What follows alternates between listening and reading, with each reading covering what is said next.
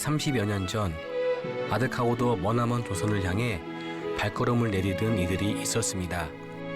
빈곤과 무지로 황폐하고 나라의 운명이 위태로웠던 그때 은둔의 나라로 불렸던 이 땅을 복음의 빛으로 환하게 물들였습니다. 미지의 세계나 다름없었던 이곳을 기꺼이 찾아와 생명도 아끼지 않고 헌신했던 푸른 눈의 선교사들. 미국 남장로의 선교부는 나주에 선교 거점을 설치할 것을 시작으로 호남 지역의 복음화를 이끌었는데요. 그들은 어떤 마음으로 이곳을 품었을까요? 오늘은 그토록 이 나라를 사랑했던 그들의 흔적을 따라가 봅니다.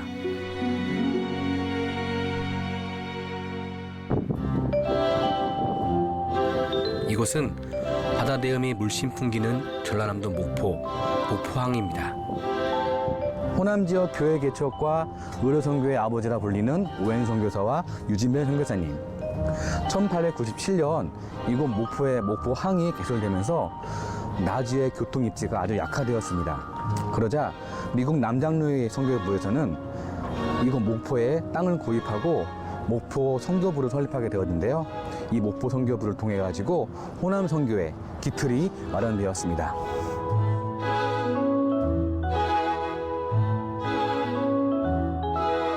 그 당시의 역사에 나와 있는 것이 김옥균 씨가 정치적으로 개화파죠.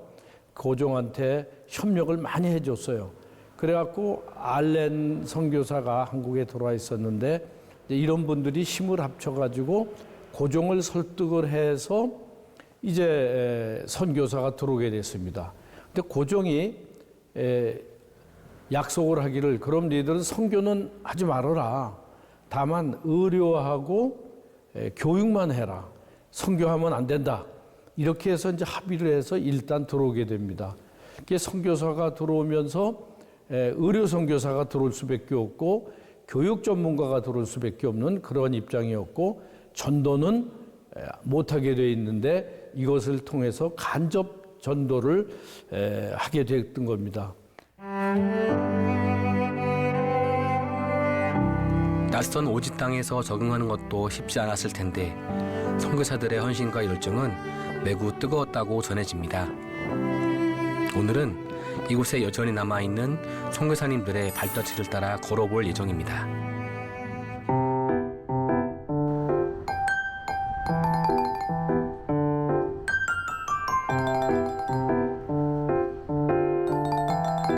목포항을 마주보는 바로 근처에 각종 수산물들이 가득한 수산시장이 있어서 들려보기로 합니다.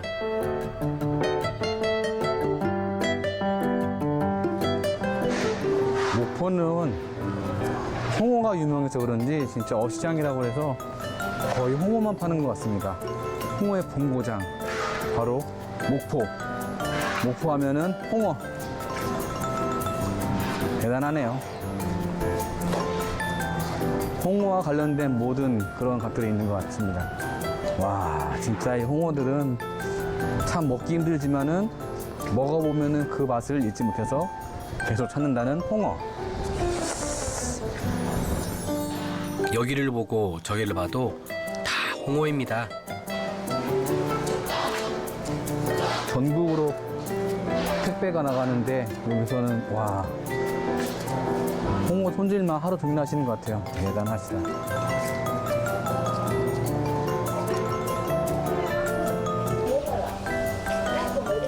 그렇게 한참을 시장 둘러보는 재미에 시간 가는 줄 몰랐습니다. 이제 본격적으로 성지 여행을 시작해봅니다.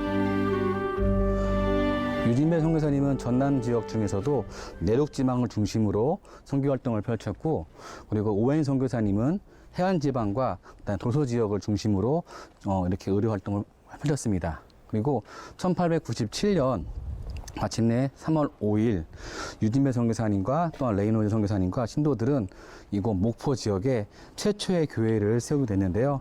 그 당시는 천막을 치고 예배를 드렸다고 해서 그 교회의 시초가 된 곳이 바로 이곳 양동교회입니다.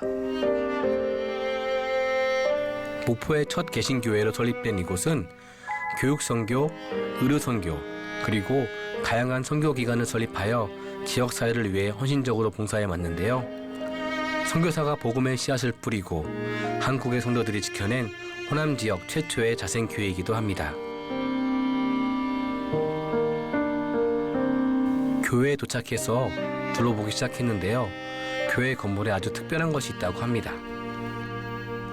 이 교회 특징 중에 하나가 뭐냐면은 교회의 양쪽 양문에 특징이 있었는데요.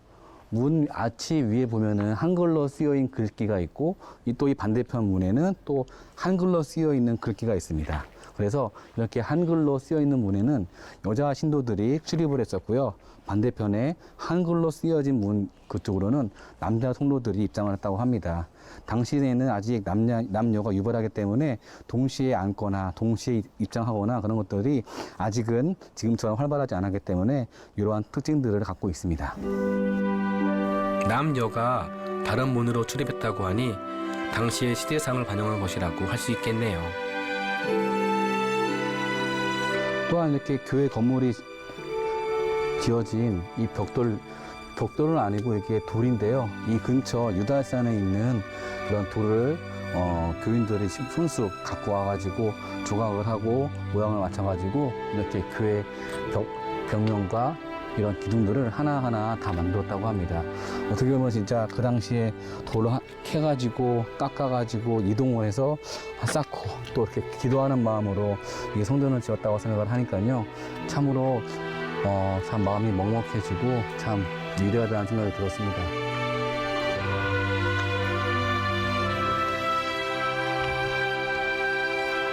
(1919년 4월 8일) 목포의 3.1 운동을 계획하고 만세 시위를 이끌었던 곳이 바로 이곳 양동교회입니다.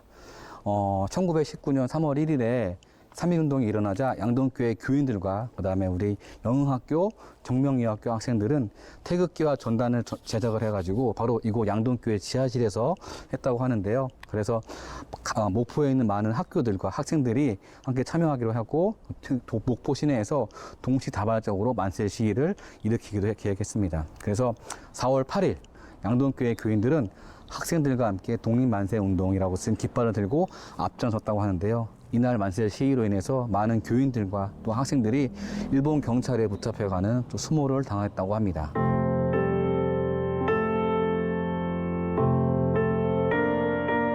선교의 흔적은 물론 일제강점기의 흔적이 곳곳에 남아있는 목포 양동교회. 교회는 나라의 아픔에도 언제나 함께하고 있었습니다. 목포 양동교회는 성경 번역과도 매우 관련이 깊은 교회인데요. 이 교회의 1회 담임 목사였던 레이놀드 선교사님에 의해서 예레미야를 제외한 신구약 성경이 번역이 되었습니다. 또한 많은 강해와 성경 독해가 이 교회에서 열렸는데요.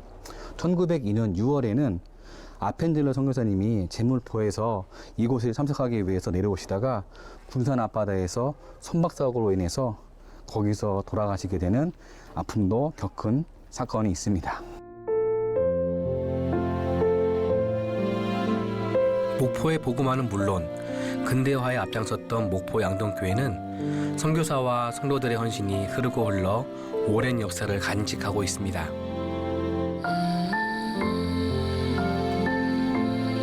현재까지도 많은 성도들이 예배하고 있는 예배당으로 올라가 봅니다. 순교자의 피가 흐르는 교회.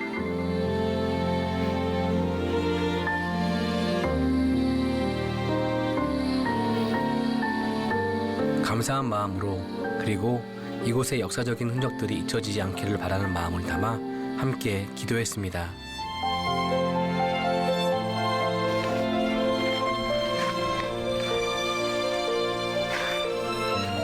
(1897년도에) 지어졌다고 하니까 지금으로부터 약 한 110여 년 전 정도? 120여 년 정도 된 교회 건물을 저희가 지금 이렇게 걷고 있는 거잖아요.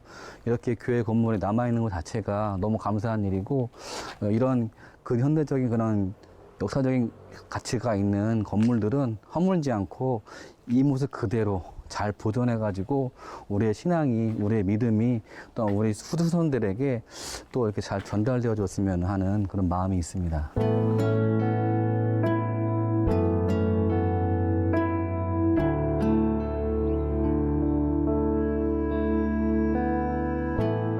계속해서 목포의 곳곳을 돌아보았습니다.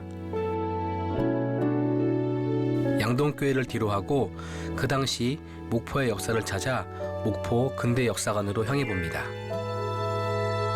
이곳은 유달산 중턱에 있는데요. 걸어서 가기가 참 편했습니다. 목포에서 가장 오래된 이 서양식 건물은 1897년 10월 목포항에 개항되고 1898년 10월 목포 일본 영사관이 목포에 설치됨에 따라 영사관으로 지어졌습니다. 일제강점기 시절 목포의 시가지를 그대로 재현해온 모습이 참 인상 깊은데요. 목포에서 가장 활발했던 상업 중심지로 목포 도심의 역할을 했던 것이라고 합니다.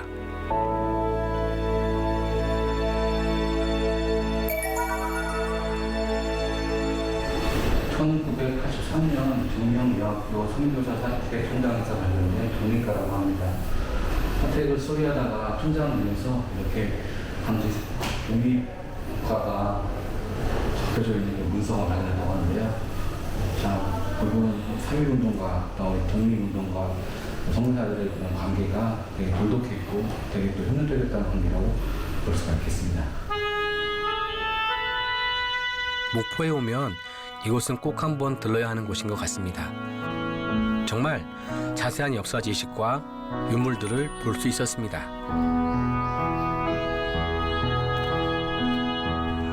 천지병원은 1909년 일본 남장로의 개성교회가 설립한 병원입니다. 매년 7,000대 중 8,000명의 도선인이 이용하고요. 도선인이 가장 많이 이용한 병원이었다고 합니다. 근데 지금 현재 프렌치 병원의 이런 위치라든가 터가 다 이제 개발이 돼가지고 지금은 현재로서 남아있지 않고 그냥 역사 속과 고증에 의해서만 이렇게 남겨진 상태입니다.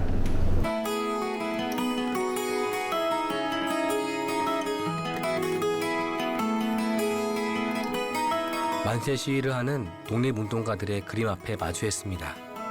가슴이 뜨거워지는 것 같지 않나요?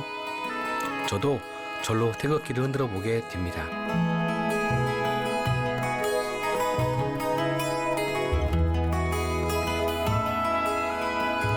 목포 근대역사관 1간 건물 뒤로는 방공호가 있습니다. 공중에서 가해지는 폭격에 대비하기 위해 만들어진 방어시설인데요. 일제가 조선인들을 강제 동원해서 만든 곳이라 둘러보는 내내 마음 한쪽이 미어졌습니다. 총 길이가 85m 정도 된다고 하는데요.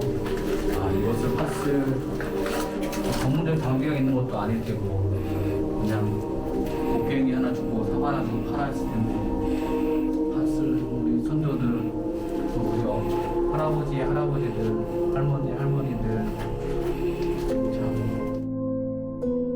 어둠 속에서 온갖 박해를 받으며 굴을 팠을 분들의 모습이 눈에 선한데요. 육체적 고통은 물론 얼마나 많은 두려움을 느꼈을까요? 방공호를 나와 다른 곳으로 발걸음을 옮겨봅니다. 목포의 거리 곳곳엔 일본식 가옥이 많이 남아있는데요. 건물마다 이야기가 담겨있고 근대 역사의 애환이 서려 있습니다. 1987년 목포항이 개항되면서 목포는 참으로 많은 변화가 있었습니다. 아울러서 변화에 따라서 많은 복음의 그런 물결이 이쪽으로 흘러들어왔는데요. 목포시에서 시작된 복음의 물결, 오행 선교사와 유진배 선교사의 그런 헌신과 노력이 또 어떻게 발현됐을지 함께 계속 가보도록 하겠습니다.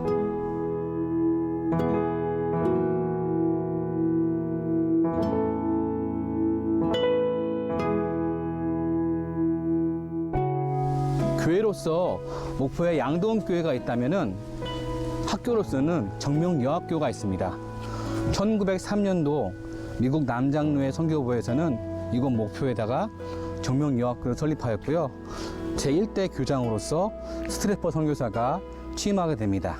이후에 학교의 규모와 학생이 더 커져서 유진벨 선교사가 합류하게 되었고요. 그 이후에 더 많은 교육 활동을 하게 되었습니다.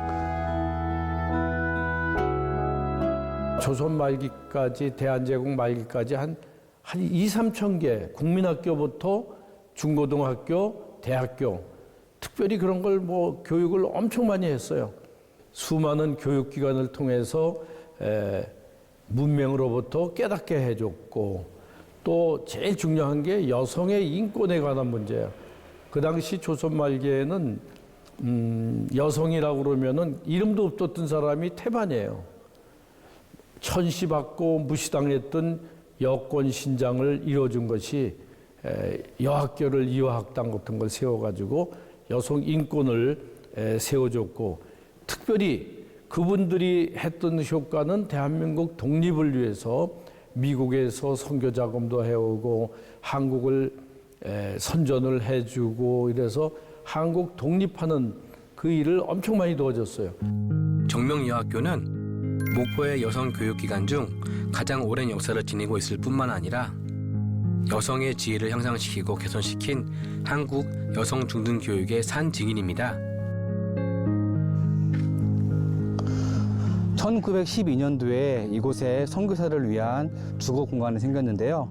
바로 이 건물입니다. 바로 목포에 세워진 최초의 서양식 주거 건물이었는데요.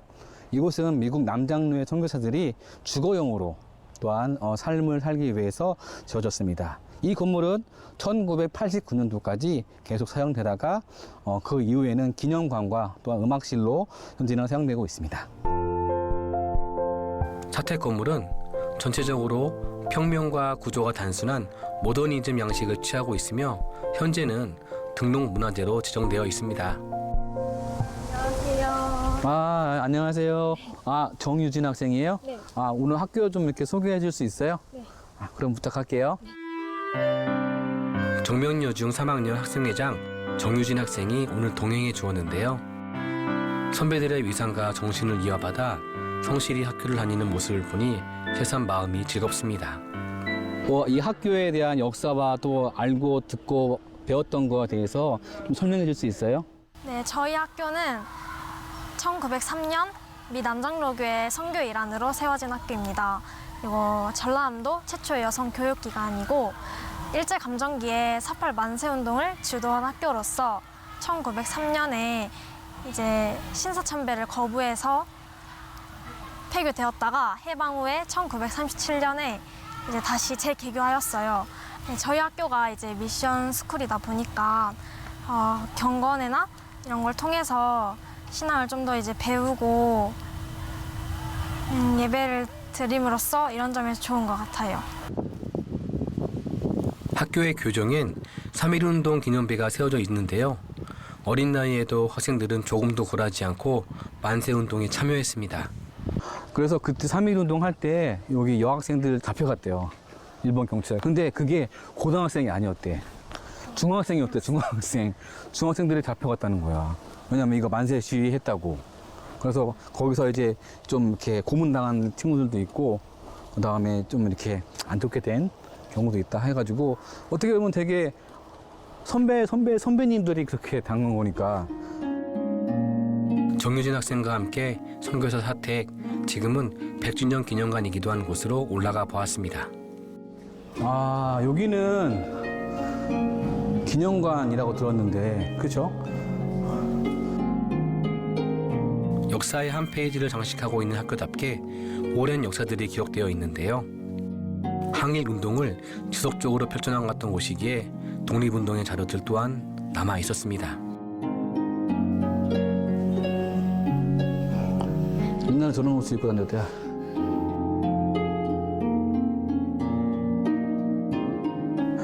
아까 보니까는 이거를 매번 기념행사로 해가지고 재현한다 하던데 해봤어요? 네. 그럼 저런 옷 입고? 저희 근데 코로나 때문에 그냥 영상만 찍었어요. 영상만. 그럼 그전 선배들은 그래서 이거 직접 안 써도 돼. 시위 이렇게.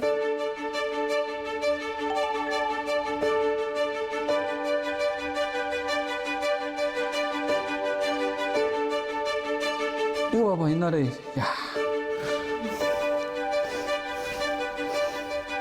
1949년. 49년이면은 다시 재개교한 거죠. 아까 47년도에 재개교했다가 들었으니까. 그러니까 맞아 이거였어. 이 자료가 아까 전에 그 선교 그 사택 2층에서 발견됐대요.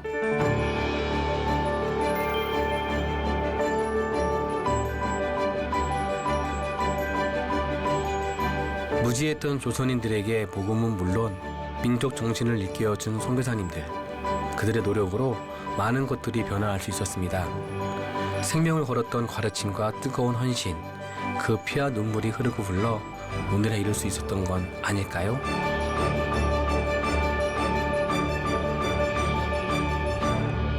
전라남도 선교의 중심이었던 목포, 이곳에서 뿌려진 많은 선교의 씨앗들이 자라서 귀한 열매가 되었습니다. 우리 모두가 그 선교사님들의 업적과 헌신에 더욱더 감사하는 마음으로써 이것을 이어가야 되겠다고 생각했습니다.